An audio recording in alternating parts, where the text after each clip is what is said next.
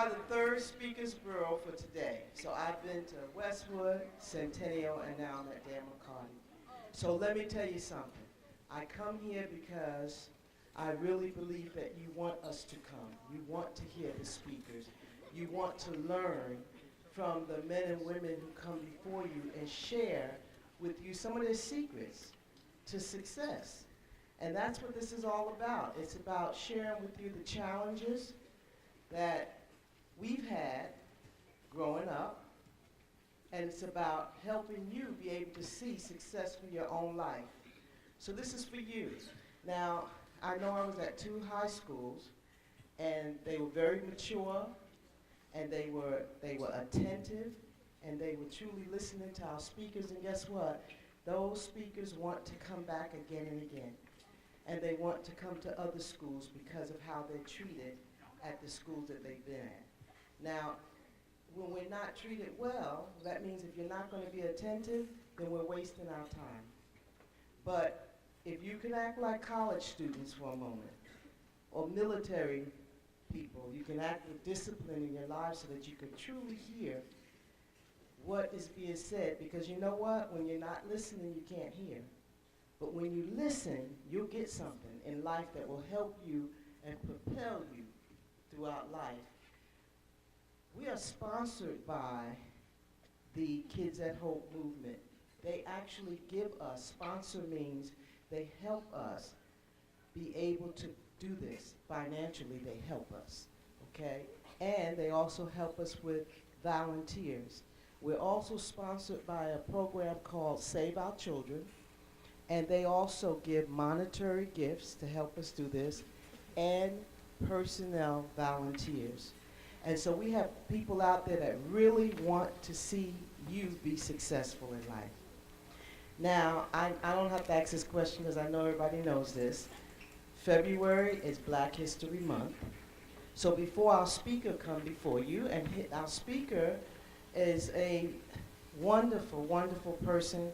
I've gotten to know him for the last couple of years. He is the executive director of Education Foundation. That means he's the top man in that area. And the Education Foundation helps, again, with volunteers as well as monitoring, which means they give lots of money out to help you get educated, to help our teachers in the classroom. They give out grants, but they also give out scholarships. And they give out thousands and thousands. How much did we give this year? $75,000 went out to students like you to help them with their education. And then there were many grants that were given to teachers to help make their lessons more inviting and more exciting for you. So before Mr. Thom Smith comes up, and just like you're giving me your undivided attention, you will do the same for him, and I will appreciate that, okay? I want to talk about my hero. And you might have even heard about my hero. Anybody ever heard about my hero before? Because I talk about her all the time. Okay, I don't see no hands up. Her name is Harriet Tubman. Has anybody heard of Harriet Tubman? Raise your hand if you've heard of her. All right, put your hands down. I'm going to tell you why she's my hero. Harriet Tubman made it to freedom during a time where it was a miserable place to live here in the United States of America for African American people. Those that came from Africa were taken from Africa. They were stolen from their motherland.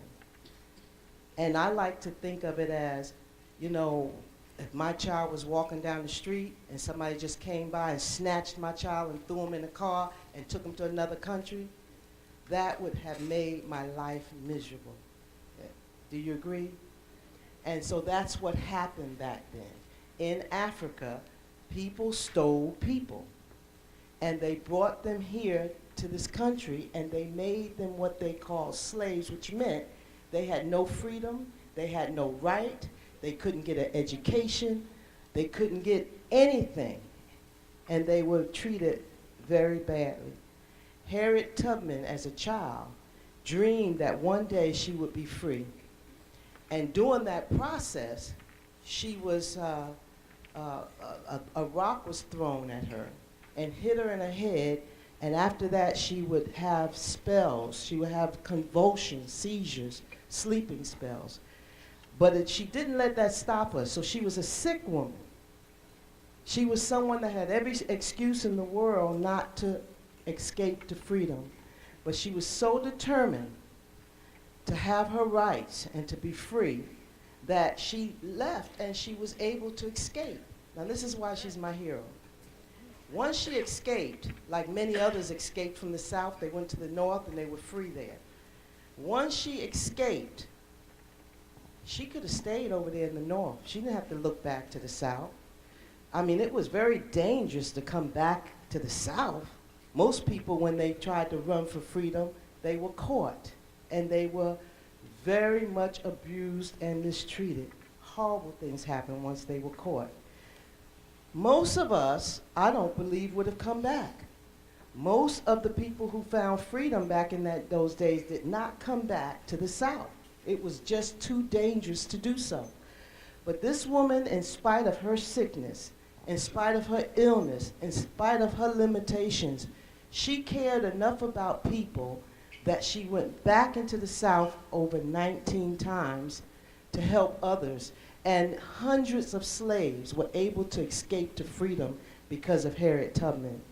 I like that woman because I believe that even though I've accomplished in life, I need to look back and help pull other people to freedom too. I need to look back and help make sure that you get an education just like I got one. Because in this country, education means a whole lot. And in order to get one, you have to work hard and you have to do a lot of things that you may not like doing. But I'm not going to just leave you behind and say, well, I got mine and you got yours to get. I'm coming back over and over so that I can help pull you in that same direction and help you get free in the area of your education. Because once you get that degree, no one can take it from you. Once you go to college, once you get the degree, you can go into the service, you can go into all kinds of areas in life. You can go to college. Your degree is important. And that is what we want for every last one of you, and I know that's what we're going to get. Last year, we moved up to 86.6% of our students in St. Lucie County graduated from high school. And I know that each of you can do it, but you're going to have to work really hard to get the job done. So that's my Black History lesson for the day. And at this time, we want you to put your hands together for Mr. Thom Jones as he comes before you and share his life story with you. Okay, thank you, Dr. Mills. I really appreciate it. Hi, everybody. I think you all had lunch, is that right? Okay, good, good. I haven't eaten yet, so I'm going to dash off when I'm done here. But what I want to do is start off by asking a question. How many of you feel that you are special? Yeah, everyone raise your hands. Now, I'm a Christian, and this is not about my faith, but God, I feel, made all of us special and loves all of us. But if you look around this room, I'm talking to the students, look at all the teachers and the staff that are all standing around you, okay? These people are here to help you. They know how special you are, and what they do every day is help you. So you guys are all special, and I also want to mention that you probably don't realize it right now, but this is a very rare time in your life. It's a time in your life where you're learning, and it's a time in your life where there are so many people wrapped around you that are helping you out. As you go through life, you will learn that in many cases, especially as you get older, you will have family and friends, but you won't have as many people helping you out, that it's up to you. So this is a very rare time in your life where all these wonderful people are here to help you out. Now there's an old saying, and that saying goes like this: you can take a horse to water, but you can't make that horse drink. Okay, and it's the same in school. In public school, there's a law that says you got to go to school. Okay, but none of these excellent teachers can help you. That's something that you have to want to do. So learning is a lifetime effort, but it's up to you to do that. Let me also tell you, and Dr. Mills had touched on this, there's one gift that you can give to yourself, and it's the most important gift that you'll ever do. And that's what Dr. Mills mentioned. It's the gift of knowledge and education, because no one can ever take that away from you. Once you've learned something, God willing, and your brain is still working, you will have that knowledge, and you can use that knowledge for your benefit and the benefit of the ones you love. And that's really, really important. And the key to education is reading. And that's what I want to talk about today. Reading is fundamental to learning. And if you don't read at a proficient level, you're never going to learn as much as you can. So if you don't read well today, there's no shame in that, folks. There's no shame in that. If you don't read as well today as you think you should read, reach out to one of your teachers. It's that important, and it's not too late. And the reason I'm here today is I want to tell you a little story about little Tommy when I was young, okay? I was a skinny boy when I was young. I mean, really skinny. And I was a shy boy, very, very shy. I was basically scared all the time. And I'm a man of mixed blood. My father's a white man, my mother is Asian. And back in the day when I was in school, it was mostly white kids from where I lived, and I stood out, and I was different. So I was bullied, I was beaten, I was called all kinds of funny names. But my mother always said, Tom, you're an American boy, you be proud of that. And I just kept staying at it, okay? But I was shy and I was scared, and I really didn't care about school. And it wasn't until about, well, actually, I'll tell you the truth, I failed the second grade because I couldn't read. It was that bad, okay? And I never told my mother and father. That summer I went home, I got my card, my report card, and it said I failed. I tore it up and I threw it away, and my parents didn't ever ask me what was going on to third grade. I never said anything. And that summer my sister, I was talking to my sister who was 3 years older than me, and I told her that I had failed second grade, and she was like, oh, Tom, this is bad news. She said, what's going on? I said, well, I just can't read. She says, well, I'm going to teach you how to read. So that summer, she taught me how to read. And I read okay. I wouldn't say I read very well, but I went back to second grade and I graduated. And it wasn't until I was in about the 5th or the 6th grade, and you guys were in 8th grade?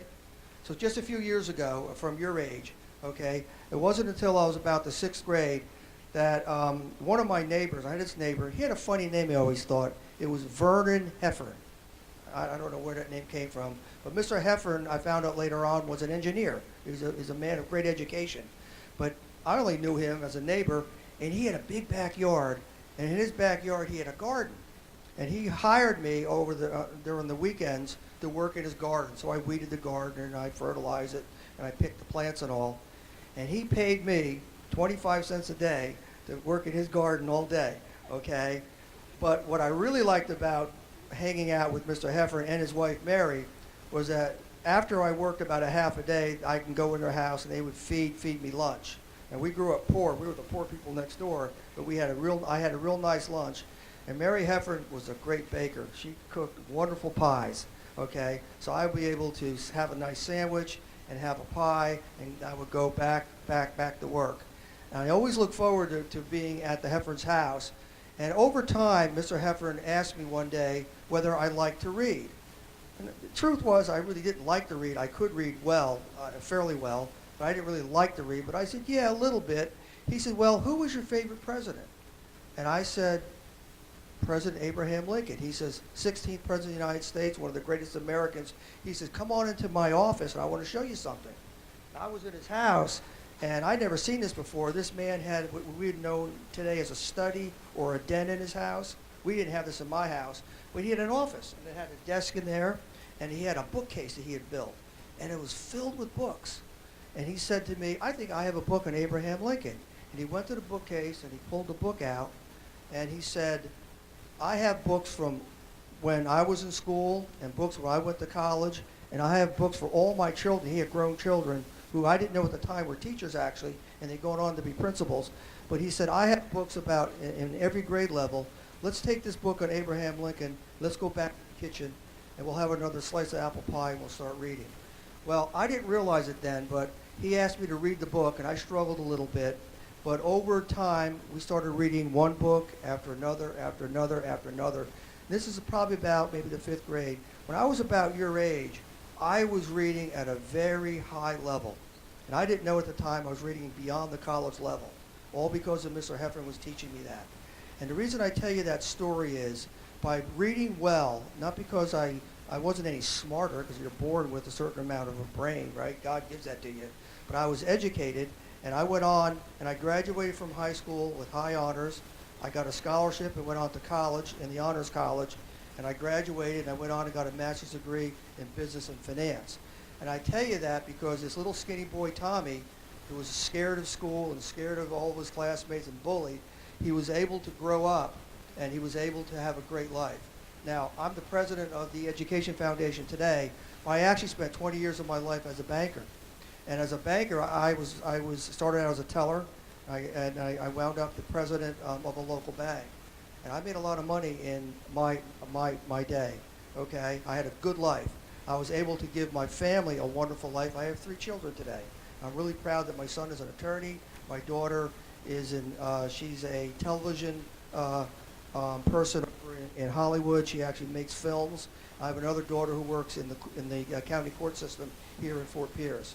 I don't say that to brag or anything. I just say that to let you know that it was that Mr. Heffern that reached out to me and helped me read and opened up the world for me. Once I could read, I could tell you, I just wondered about the whole world. I love history. I was talking to one of my teachers here as a history teacher. I just love history, and I love business too, so I was able to work in a business for many, many years. Each and every one of you has that potential inside you. Now, we can't force you to learn, as I said before, but I want you all to think about this. If you're not reading well, there's no shame in it. Reach out to your teacher and get there, okay? It's that important, because once you get outside in life, all these wonderful people wrapped around you won't be there anymore, and you'll be pretty much on your own with your family or friends. And it will be tough. I won't tell you my life has been easy. I've had my ups and downs, my goodness, okay? I've made money, I lost money, and I've had all kinds of challenges just like everyone else has and everyone else will. But by having a good education, I was always able to rely on that, and it was a gift that lasted me forever. So, if I worked in a bank, and that bank got bought out or merged, and I was out of a job, and it happened 3 times in my career, I was able to step back, I was able to get another job, and then my last job I was in banking, and that bank merged out again. Banks always come and go. I decided that I'm going to use my education to help kids out. And that's why I joined the Education Foundation. And what we do today, I call it a labor of love. Dr. Mills is on my board, and it's a labor of love for her too. What we do is we go out to the businesses, and I was a former businessman, so I can talk their language, and I talk to them and ask them to donate money to the foundation so we can give it back to all of you. And what we want to do is provide all of you with scholarships when you're ready. I have a mentoring program right now that we're starting where businesses will mentor the students that want to go into areas like automotive mechanics, they want to go into engineering, they want to become a nurse, or they want to go into areas like finance and banking. So we're going to bring those businesses into the schools at the high school level and actually sit down with you and mentor you so you'll have an idea what it's like to go into the business world and how to get a good job. And if you want to go on to technical school, the foundation will be there for a scholarship. If you want to go into a 4-year college, we'll be there for a scholarship. And what we also do, and Dr. Mills mentioned this, we provide the teachers with grants, which are money, to further the programming. So we love to help with literacy. We love to help out with reading and books. We love to help out with science and history and all of that. So anyway, Dr. Mills, thank you for asking me to be here. All of you, I just want to challenge you to give yourself a gift real soon. That's the gift of knowledge. And be proud of that because you are that special. Thank you very much.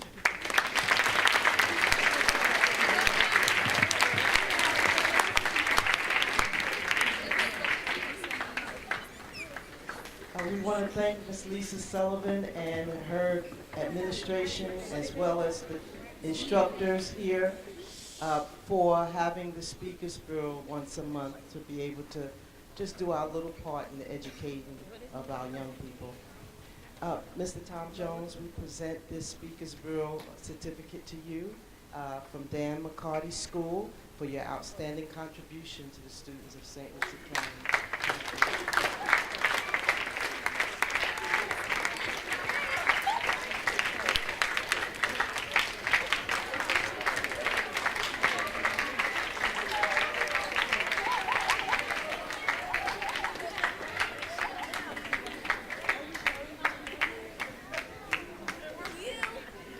You know,